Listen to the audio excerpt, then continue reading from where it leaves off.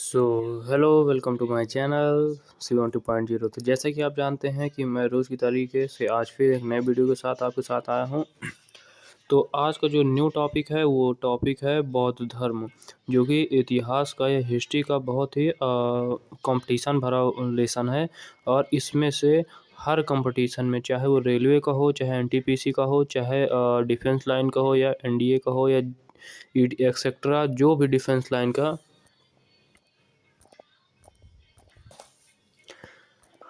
जो भी मतलब ऑल एग्जाम कंपटीशन के रहते हैं, उसमें बौद्ध धर्म से और जैन धर्म से एक एक या दो क्वेश्चन बनते हैं, जो कि ज़्यादा हार्ड रहते हैं। क्यों हार्ड रहते हैं? क्योंकि बौद्ध धर्म और जैन धर्म से केवल एक या दो क्वेश्चन बनते हैं, इसीलिए हार्ड रहते हैं।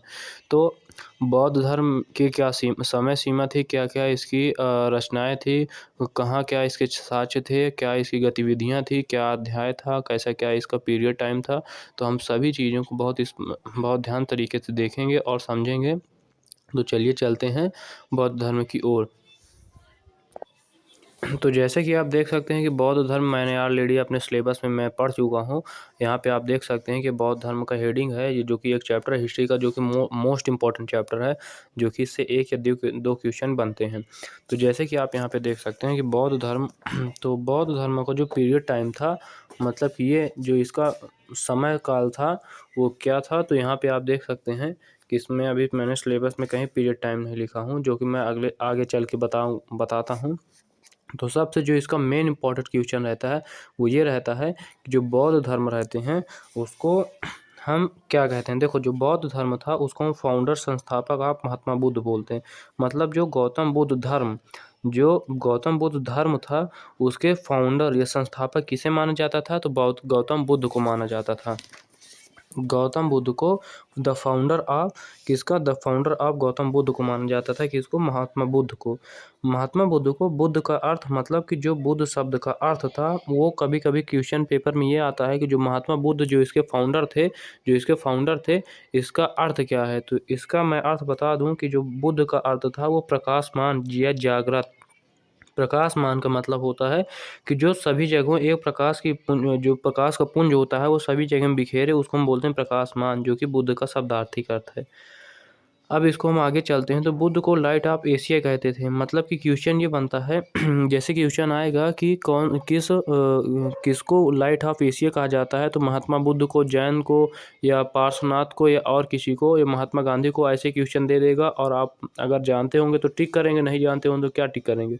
तो इसीलिए यहाँ पे क्वेश्चन नंबर 2 ये बनता है कि लाइट ऑफ एशिया किसे कहते हैं, तो लाइट ऑफ एशिया बुद्ध को कहते हैं। तो आप यहाँ पे दूसरा क्वेश्चन आपका मोस्ट इंपॉर्टेंट बन गया कि लाइट ऑफ एशिया किसे कहते हैं, तो लाइट ऑफ एशिया बुद्ध को कहते हैं। तीसरा, आगे हम चलते हैं कि बुद्ध का जो बचपन का नाम था, मतलब जो बुद्ध जब बचपन में थे तो उनका बचपन का नाम सिद्धार्थ था। इनका जो जन्म हुआ था वो 563 बीसी में, 563 बीसी को लुम्बिनी नामक ग्राम में, कहाँ हुआ था? लुम्बिनी नामक ग्राम में हुआ था। 563 ईस्वी में इनका लुम्बिनी नामक ग्राम में इनका जन्म हुआ था। अब लुम्बिनी नामक ग्राम कहाँ पे है? तो लुम्बिनी नामक ग्राम जो है वो नेपाल में है। जो इनके पिता का नाम शुद्धोधन था और माता का नाम माया देवी था। शुद्धोधन जो है शाल्व कुल के प्रधान थे। कौन थे शुद्धोधन? शाल्व कुल के प्रधान थे। आगे चलते हैं। तो बुद्ध का जो लालन पाषण किया था, मतलब जब बुद्ध का 563 ईस्वी में जन्म हुआ था, कहाँ? नेपाल के लुम्बिनी नामक ग्राम में। तो इनका अब लालन पाषण होगा। तो लालन पाषण इनका कौन कर रहा है कौन किया? तो इनकी मौसी ने इनका लालन पाषण किया। और जो प्रजापति गौतमी थी जिनका नाम था। बुद्ध का विवाह यशोधरा के साथ हुआ। मतलब जब बुद्ध बड़े हुए और इनका जब विवाह की बात आई तो जो इनका विवाह हुआ वो यशोधरा के साथ हुआ। और इनका जो पुत्र था, इनके पुत्र का नाम राहुल था। तो क्वेश्चन में मोस्ट इंपॉर्टेंट तीसरा नंबर क्वेश्चन ये बन सकता है कि बुद्ध के पुत्र का क्या नाम था? तो क्या नाम था? राहुल नाम था। हम आगे चलते हैं। बुद्ध के घोड़े का क्या नाम था? जो महात्मा बुद्ध थे इनके घोड़े का क्या नाम था? तो इनके घोड़े का नाम कथक था। इनका सारथी का नाम चन्ना या चाण था। गौतम बुद्ध जब अपना घर त्यागने से पहले इन्होंने 4 दृश्य देखा। मतलब क्वेश्चन ये बनता है, मेन इंपॉर्टेंट क्वेश्चन, कि जब गौतम बुद्ध ने अपना घर त्यागा था, गौतम बुद्ध ने मतलब कि संन्यास लिया था, मैं आगे चल के बताऊंगा डिटेल में कि गौतम बुद्ध ने संन्यास क्यों लिया था, कितने दिन के लिए लिया था। तो जब गौतम बुद्ध ने संन्यास लिया था, या गौतम बुद्ध जब अपना घर त्याग मतलब संन्यास लेने के लिए घर त्याग रहे थे, तो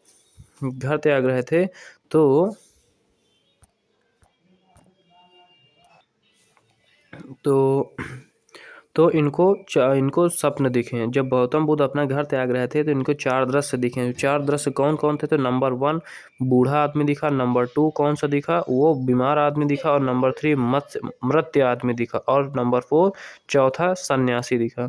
तो मैं फिर से रिपीट करता हूँ कि गौतम बुद्ध जब घर त्यागना था इनको, तो इनको 4 स्वप्न दिखे थे, जिसका पहला नाम बूढ़ा आदमी था, दूसरा नाम बीमार व्यक्ति था, तीसरा मृत्यु आदमी था, चौथा सन्यासी था। अगर हम चारों की बात करें, तो चारों की जो कि दुखी अवस्था थी, और जो सन्यासी थी उसकी कैसी अवस्था थी? खुशी। तो इसमें पूछेगा कि जो गौतम बुद्ध को स्वप्न में 4 व्यक्ति दिखे थे, 4 व्यक्ति में खुशी की व्यवस्था किसकी थी? तो सन्यासी की थी। किसकी थी? सन्यासी की। खुशी जानने के लिए घर त्याग दिया था, मतलब सन्यासी को किस प्रकार की खुशी थी और उनको क्या क्या मतलब खुशी थी, तो ये सब चीज़ को जानने के लिए गौतम बुद्ध ने अपना घर त्याग दिया था।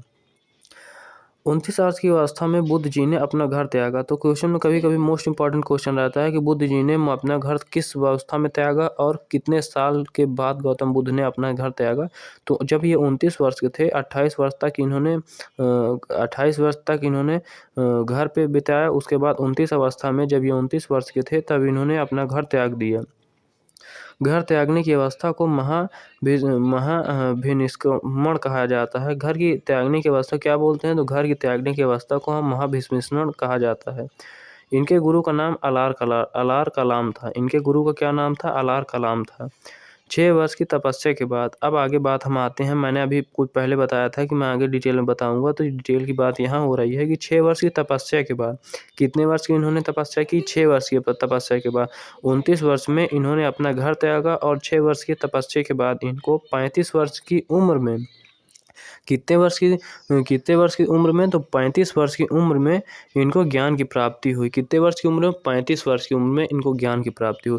हम आगे चलते हैं, तो यहाँ पे आप ये देख सकते हैं कि इनको ज्ञान कहाँ मिला? इनको मतलब ज्ञान का अर्जित, जो ज्ञान का भंडार था या ज्ञान का अर्जित था, उन्होंने कहाँ किया? तो बिहार में किया। कहाँ किया? बिहार में। अब बिहार में कहाँ किया? तो बिहार में इन्होंने गया में किया, जो कि निरंजना नदी के तट पर है, और वृक्ष पीपल के नीचे है। अब हम आगे बात करते हैं। महात्मा बुद्ध ने अपना पहला उपदेश कहाँ दिया? अब देखिए, 29 वर्ष की अवस्था में घर त्यागा, और 6 वर्ष के बाद इन्होंने 35 वर्ष की उम्र में ज्ञान प्राप्त किया। तो अब कहीं ना कहीं उपदेश देंगे। तो महात्मा बुद्ध ने अपना पहला उपदेश कहाँ दिया? तो महात्मा बुद्ध ने अपना पहला उपदेश कहाँ दिया? सारनाथ में। कहाँ दिया? कहाँ दिया था महात्मा बुद्ध ने अपना पहला उपदेश? महात्मा बुद्ध ने अपना उपदेश सारनाथ में दिया था। तो पहले उपदेश को बौद्ध धर्म में धर्म प्रवर्तन चक्र कहा जाता है। पहले बुद्ध को, मतलब जो गौतम बुद्ध ने पहला अपना उपदेश दिया था, उस उपदेश को हम इसमें क्या बोलते हैं? धर्म चक्र प्रवर्तन कहते हैं। अब हम आगे बात करते हैं कि अभी तक हमने जो पहले डिटेल की थी उसको मैं रिपीट ना करके अब आगे चलता हूँ। तो यहाँ पे सबसे मोस्ट इम्पॉर्टेंट क्वेश्चन रहता है कि सबसे ज़्यादा उपदेश कहाँ दिए। मतलब कि कभी कभी जो गौतम बुद्ध में क्वेश्चन बनते हैं वो यहीं से क्वेश्चन बनते हैं कि गौतम बुद्ध ने अपना पहला उपदेश कहाँ दिया, गौतम बुद्ध ने सबसे ज़्यादा उपदेश कहाँ दिया, है ना। उपदेश की भाषा क्या थी, आनंद एवं उपाधि क्या थी, महात्मा बुद्ध के जीवन काल के प्रतीक क्या थे, उन्होंने स्वप्न देखे, कौन से दुखी थे, कौन से खुशी थे। तो यही मेन टॉपिक रहते हैं, और इसी से कहीं ना कहीं क्वेश्चन कंपटीशन में बनता है। तो हम आगे चलते हैं और देखते हैं कि सबसे ज़्यादा उपदेश इन्होंने कहाँ दिया था? तो श्रावस्ती में दिया था। अंतिम उपदेश इन्होंने कहाँ दिया था? कुशीनगर में दिया था। किसको दिया था? सुबुद्ध को दिया था। धर्म प्रचार एवं केंद्र कहाँ बनाया था? मगध को बनाया था। उपदेश की भाषा की पौली भाषा थी। सब चीज है।